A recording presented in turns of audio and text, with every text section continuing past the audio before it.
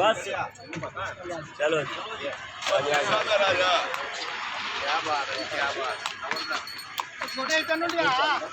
ਅੱਗੇ ਹੋ ਗਏ ਤੇ ਮੇਰੇ ਡਰ ਜਾਣਾ ਕੀ ਹੋਇਆ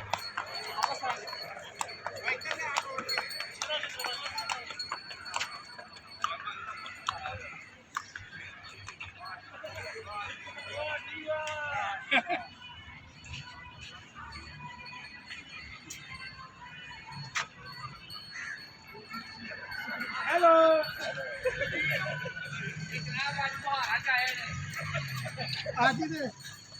इधर इधर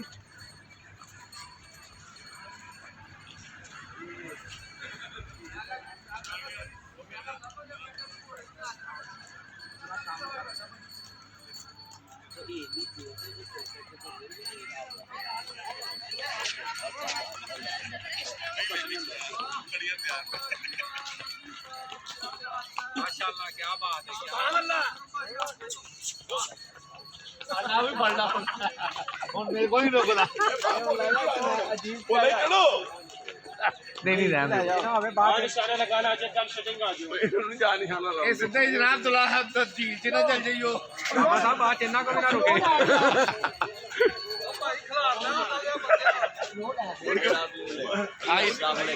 आई लव यू नहीं जी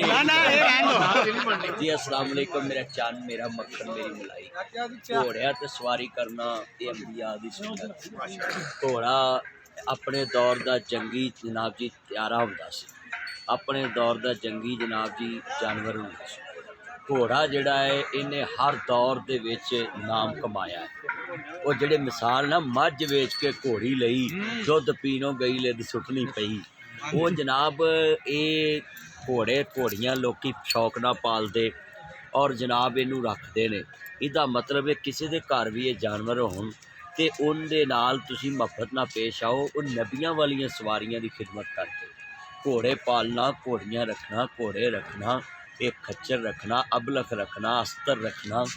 ये कोई छोटिया लोगों की शान है अबलख अस्तर एक खच्चर सारे जानवर जनाब तुहानू की पता कदर दा पता पहाड़ी लोगों को पूछो और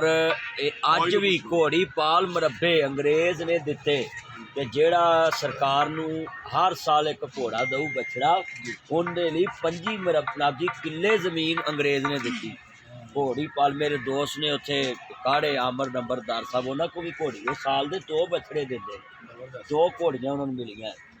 एक मुरब्बा है उन्होंने को 2 यानी घोड़ी पाल मुरब्बे अंग्रेज ने दिते सी इस वास्ते मेरे चान है घोड़े की सवारी करना बच्चा जिहड़ा तुहाडा बुज़दिल है उन्होंने घोड़े की सवारी कराओ दलेर हो जाएगा जिहड़ा बच्चा डरदा है बुज़दिल है उन्होंने जनाब तैराकी सिखाओ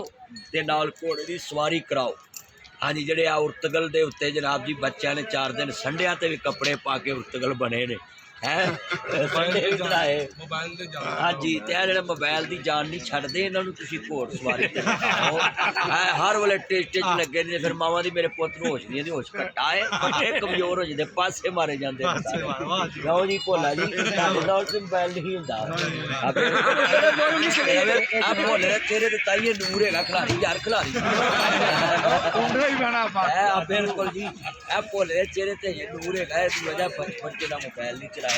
आज सारे अज ही चंद इकट्ठे हुए ने सेठ गुलामर सूर साहब आज सारा खर्चा सेठ साहब नासिर मदनी जिंदाबाद नासिर मदनी जिंदाबाद सेठ गुलामर सूर जिंदाबाद हां जी नासिर मदनी दे नारे बजणगे सेठ दे नारे बजणगे जिसका पैसा उसी का मारा